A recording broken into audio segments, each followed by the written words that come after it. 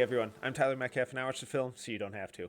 On this video, we're taking a look at Yang Hansen, one of the most unique players from the 2025 NBA draft and the biggest surprise pick on draft night by the Portland Trailblazers. Very few people expected Yang to go in the first round. There was some buzz that there were teams that were interested, but going just outside the lottery shocked everyone. And it's not because Yang can't play. He's a really intriguing 7-footer. The skill is obvious. We've seen that at Summer League already. But there were questions about the tape. The FIBA stuff was incredible. The CBA stuff was really fascinating. But it's a really tough league to scout. And if you don't have the proper context, if you don't have the proper background, you can make whatever you want out of it. And that's what the biggest surprise was, especially for the Trailblazers who only had one first-round pick. Now, the real question here is Yang a novelty or the real deal? Thankfully, we have some really fun, interesting tape from Summer League with Yang and the Portland Trailblazers. Let's dive in, see where he shined, see where he struggled, and what we can make of it. Welcome to Film School. Let's dive in. So I want to start with the most fascinating aspect of Yang's game, and that's his playmaking. At his size, he has some real touch, real vision, incredible passing accuracy.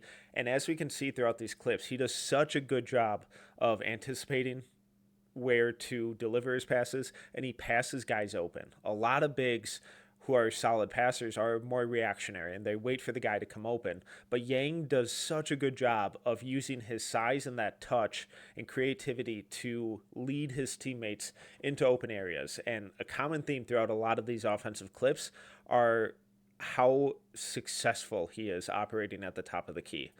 So right here, Portland's going to start out this game, first possession of the game, and they're running him out of the corner. They're running him off of movement, off of screens. Rare thing for most 7-footers to do. From here, they're just letting him operate from the top of the key. They go to simulated DHO. Defenders playing a little aggressive. He's trying to blow this up. Yang's teammate does a really good job of cutting back door, and Yang just perfect anticipatory bounce pass, little pocket pass through the defenders, splits it. It's immediate. There's no delay in Yang's processing speed, and that allows his teammate to get downhill really quick, beat the weak side rotation. Taron Armstrong gives it a good old college try there, but the speed and accuracy that Yang gets rid of that ball and feeds his teammate down the lane, really crucial in creating that wide open dunk. So again, top of the key yet again, and now they're running this little split action, and the defense switches. And Yang says, all right, we're going to pivot back. He doesn't like his primary read here.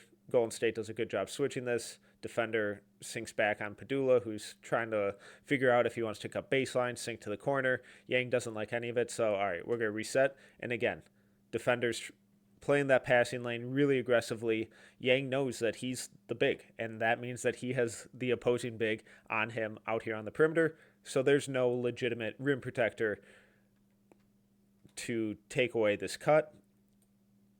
Yang's teammate does a great job of countering the defender's aggressiveness here. Live dribble, one-handed hook pass over the defender, layers it over the retreating defender, hits his teammate in stride yet again.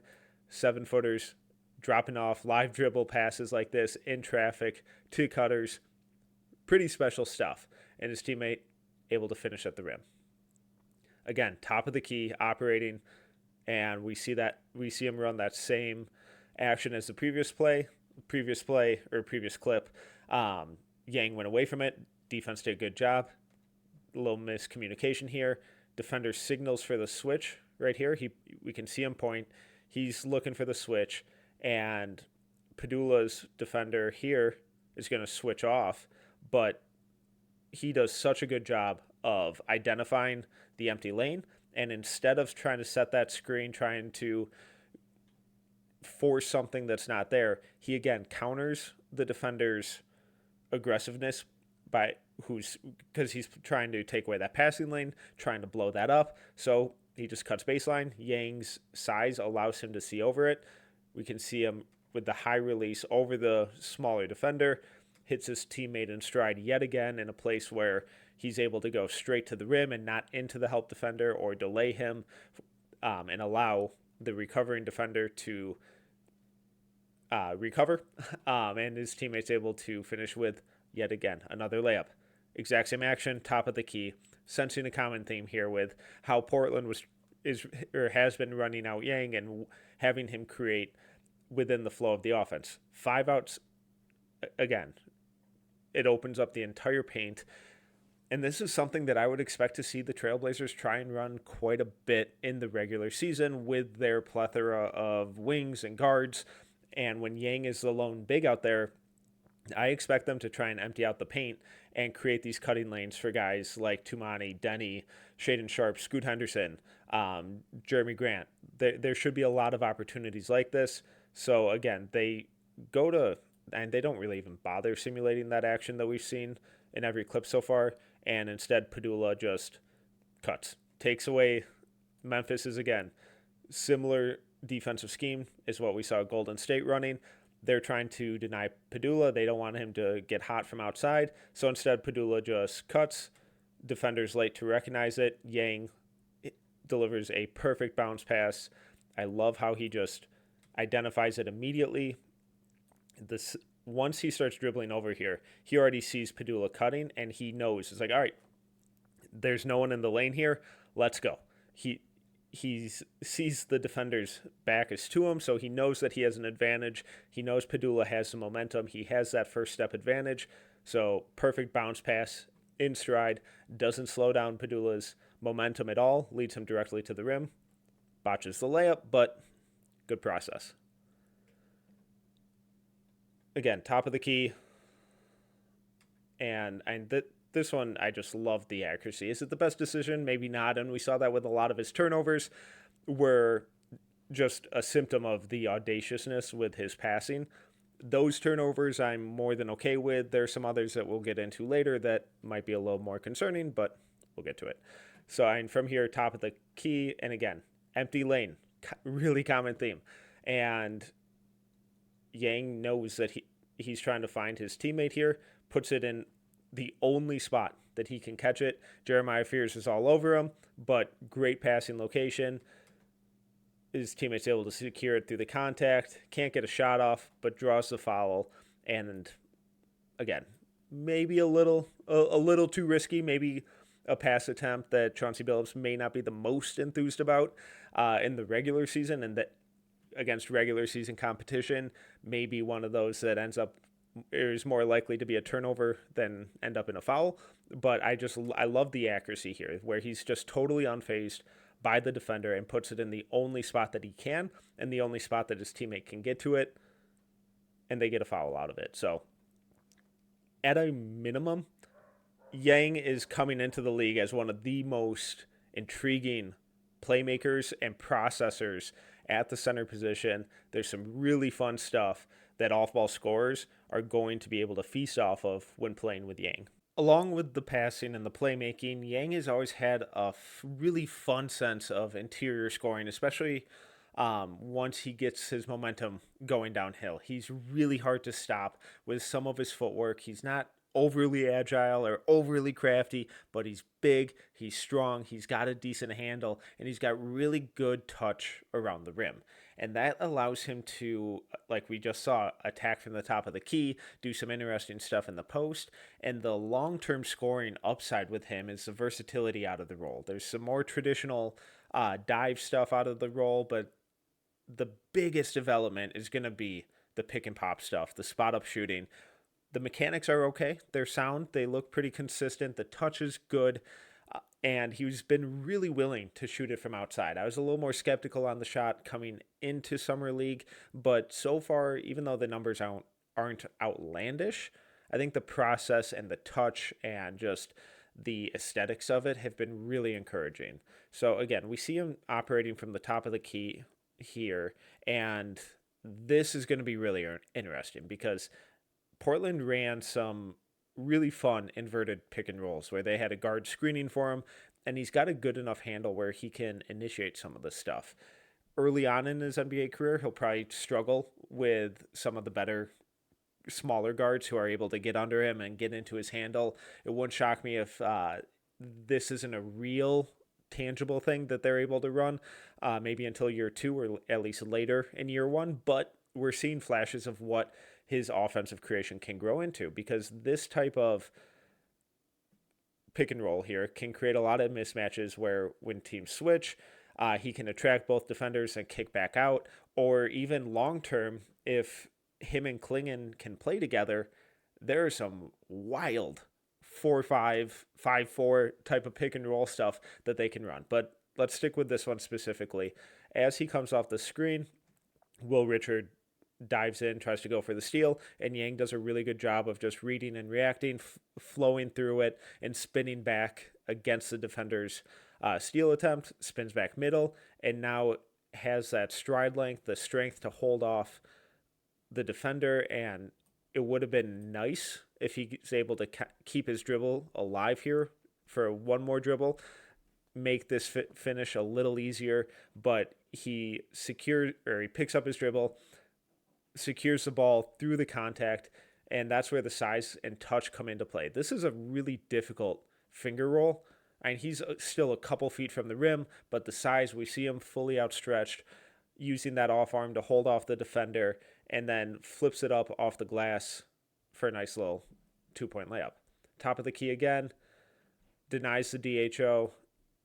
He feels the defender leaning on him, so even before his teammate gets here, Yang just spins against the defender's momentum. Defender does a good job recovering, but once he gets him turned here, Yang does a good job of spinning back against the defender's momentum. Since he went early on this drive, now the defender's in a little bit of panic mode.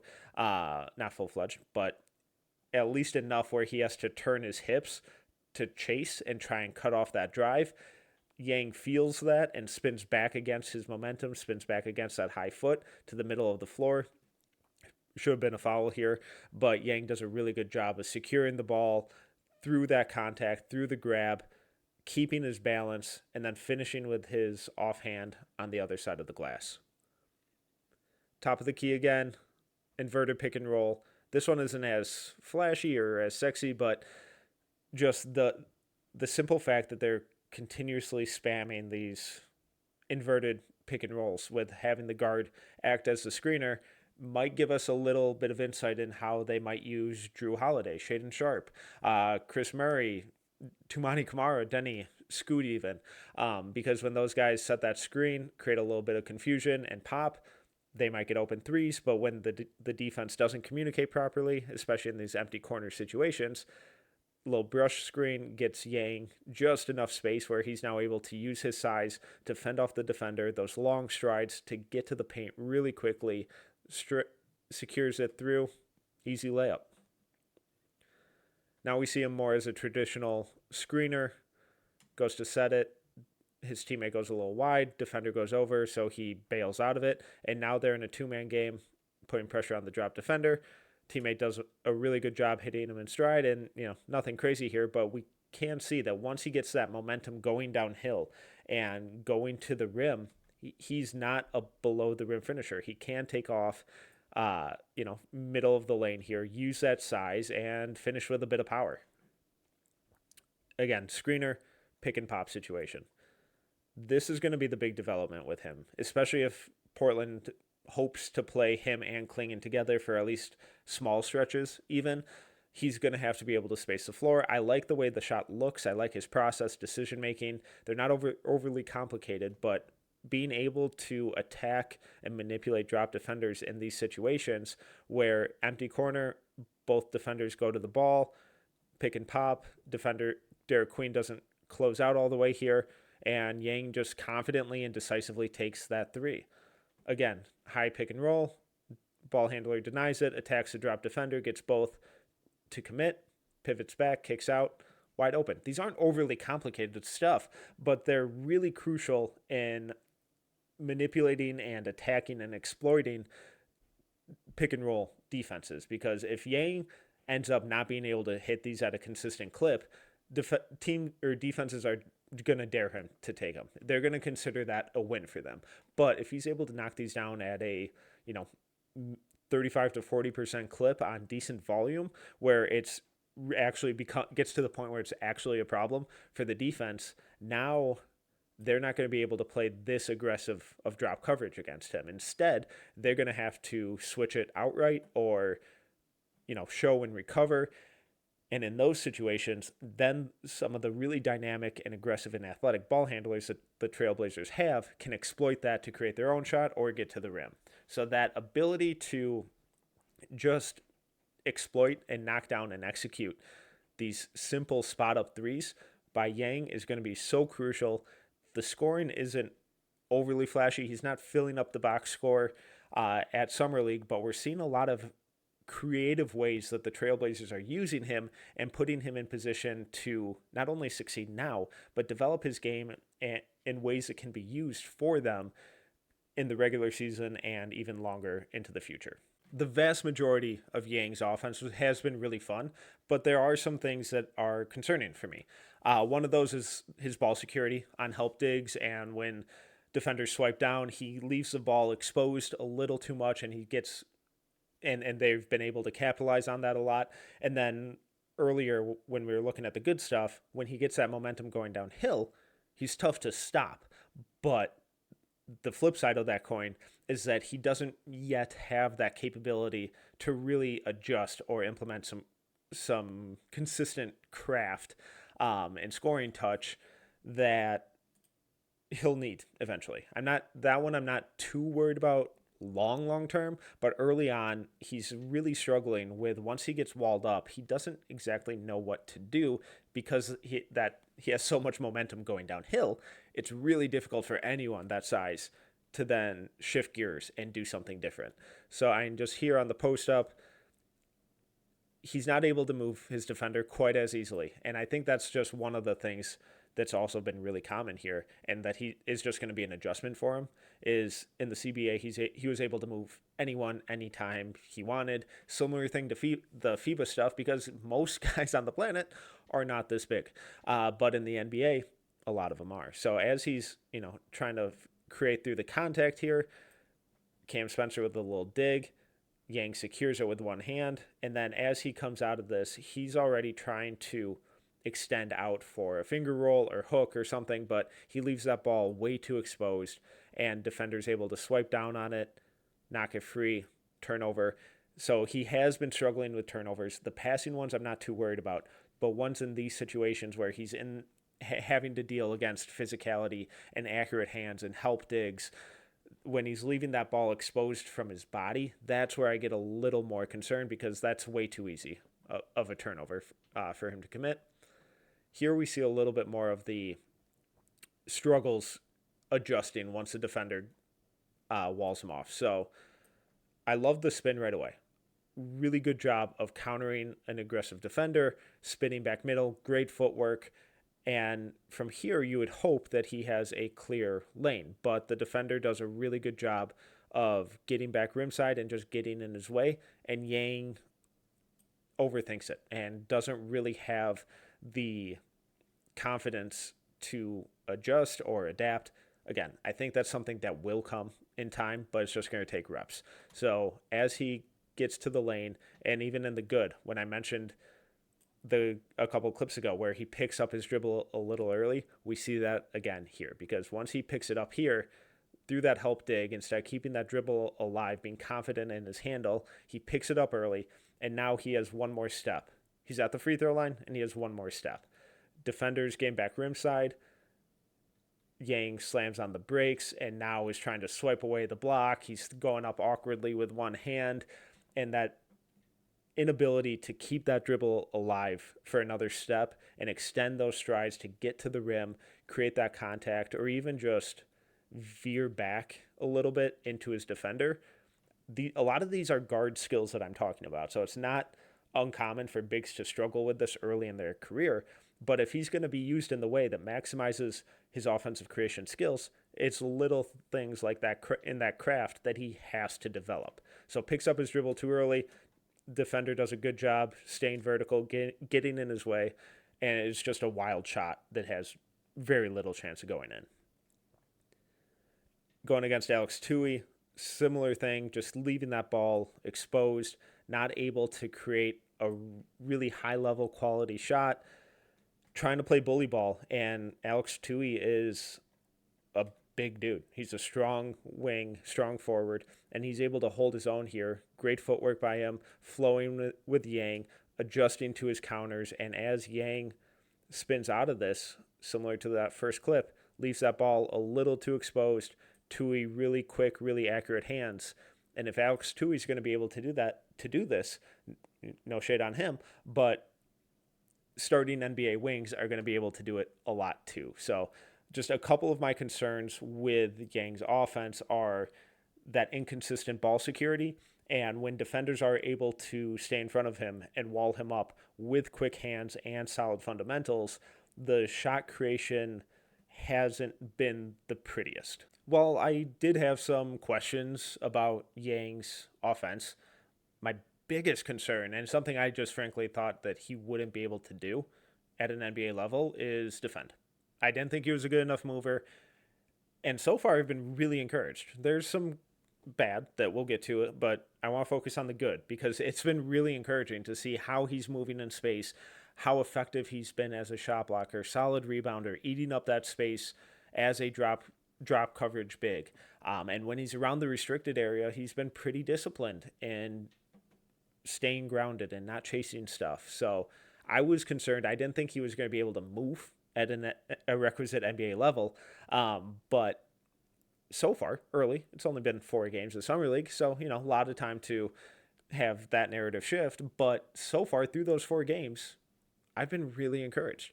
So from the start here, post defense, great cut, and I love the reaction here.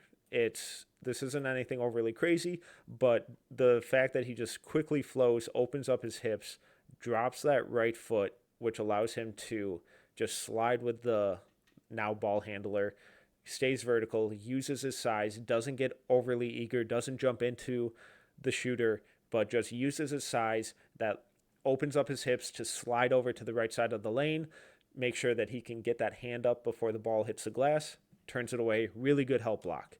Here in transition, he gets lost in no man's land a little bit here. He's second guessing, hesitating who he's going to pick up. NBA level shooter might knock this down, but it's what comes after this that I love. Doesn't give up on the play. From here, he's got 2 guys between him and the ball. This should be a relatively easy putback, but Yang does a really good job of staying engaged, relocating, kind of fighting through that mess, reappearing on the other side of, I believe that's Tui again. And again, just straight up using his size, not panicking, already having that right hand high. So he's not late on it, keeps that hand high, swats it against the glass. Really good engagement level. Great use of the strength, the size again. Not an overly complicated drive here, but I like that he's sitting low and we just see that intention to defend. A lot of bigs his size are going to be straight up. Obviously, he could be sitting a little lower, but when you're that big, I'm okay with this. Does a really good job just sliding his feet, staying balanced, staying low, absorbs the contact, doesn't foul, doesn't get handsy. Might get a little handsy, might get away with a little bit there, but it's negligible. His hands are inside his body. This is great, really good defense. Slides his feet, doesn't allow the ball handler to turn the corner, get a clean look. As the ball handler is going up for a shot, that hand is already high by Yang and gets a block, I believe, or at least affects the shot. Really similar situation here. Just great job of sitting down. We see the bend in the knees, sliding his feet, making sure he's always on balance, not crossing his feet, not in a panic, calm, composed, moving with the ball handler, opens up that left hip as the ball handler spins back, allows him to stay attached, high hand, contest, don't foul, don't reach, don't get over eager, force a difficult shot. On the switch here, again, great feet, great defensive stance, engaged in the drop coverage as the off-ball scorer comes off that screen. They're attacking 2v1 downhill. Yang does a really good job of sliding his feet, ball handler delivers that pocket pass to an empty corner. Really common action that you'll see in an NBA game a dozen times. I love just the way he just drops that right foot, opens up, doesn't panic, slides, just keeps sliding his feet, doesn't jump at the fake, stays attached, forces his man now under the rim. This is not where you want to be as a ball handler with a 7-footer on your back like this. Tough place, doesn't foul, just forces a kick out. They get the 3 here, but Yang's defense, his individual and team defense there, was absolutely perfect. So still some question marks that we're just about to get into, but overall, the way that Yang is moving in space, especially when he's able to stay below the free throw line and open up his hips, slide his feet, stay with the ball handler, and not panic, use his size to his advantage, it's been really, really encouraging. Now, unfortunately, there's also been plenty of young defender mistakes, especially from someone that size. And like the offense, how he was getting downhill, once he had his momentum going one way, there's a lot of good, but there was that inability to adjust and shift that momentum, understandably so, when you're that big. It also shows up on the defensive end as well. Here, he does a really nice job of, again, initially sitting low. I think he wants to defend it. I think it won't shock me. The more I watch the Summer League stuff, the more I watch him against NBA level athletes, that intention and desire and willingness to defend. And we know with Portland, if he's not going to defend, he's not going to play. So initially here, really good job sliding his feet, and he just gets a little over eager. Little shot fake, gets him in the air. I love how he already has that hand high. He's got to watch out for that left arm. NBA guys are going to be a little more crafty and drawing that foul right here, finishing through the contact. But I love that so far so good. Process has been solid. The problem is he gets leaning a little bit. He gets a little over eager where as the drive comes middle, instead of totally opening up his hips and sliding, he starts to cross that left foot a little bit and get into that turn and chase mode, which you never want to do unless you're, Victor Wembanyama and you're 7'5" and you can do whatever you want. But gets his hips turned a little bit here and then bites on the shot fake. Really good spin out of it by Misi. Botches the layup, but this is mostly that right there, that jumping at that's a young player mistake. In time, that should be weaned out of his game, but something to keep an eye on because starting NBA bigs are going to feast if they can get him in the air. This one, again, feels like an experience thing because it's drop coverage. He's technically in the right spot. He just never provides any hurdle or infringement to Fears here. So Fears basically just has free reign to do whatever he wants out of this high pick and roll. Solid screen. Fears snakes it. Yang is where he's supposed to be. He just never does anything with it. And that's something that I personally feel showed up a little bit more in his CBA film than I would have preferred. I thought he should have been a dominant defender in that league, and there were just kind of flashes of him being okay because there's a lot of stuff like this. Again, this is youth. This is a lack of, not having the best coaching in the world. And when he gets that, I think we see this stuff quickly emerge out of his game, but it could be a really big frustration point because for Fears to get a free layup here, zero contact, zero shot contest here, it's inexcusable. Way too easy. And then this is just a physical limitation. Again, we see him below the free throw line. When he's able to do that, it was mostly good. However, now he has to switch. He bites at a little head fake, and he's just too big to change his momentum quick enough. Doesn't open up his hips. He's a little high defender. This is too easy for the ball handler, just able to attack against his momentum. I like the intention and, the idea of not giving up a wide open 3, but I believe that's Jemai Mashak, who's not the most lethal shooter in the world anyways. It's Summer League, so I don't expect rookies to be totally cued into everyone's scouting report, but that's way too easy, and that's something that I really do worry about because it's not as easily fixable as positioning stuff. When you're this big and your momentum gets going one direction and you can't really do much to alter it, crafty, quick, creative guards are going to try to pull him out to the perimeter and do this kind of stuff relentlessly and try to play him off the floor.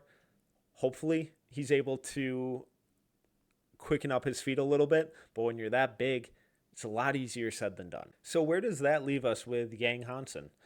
Yang is a really fascinating and exciting player, and when we think about what his peak could look like, if everything goes right, if he gets to his 99th percentile outcome, what that could look like with this Portland Trailblazers team that has a really exciting young perimeter talent and a dynamic, exciting defensive monster in Donovan Clingan as well.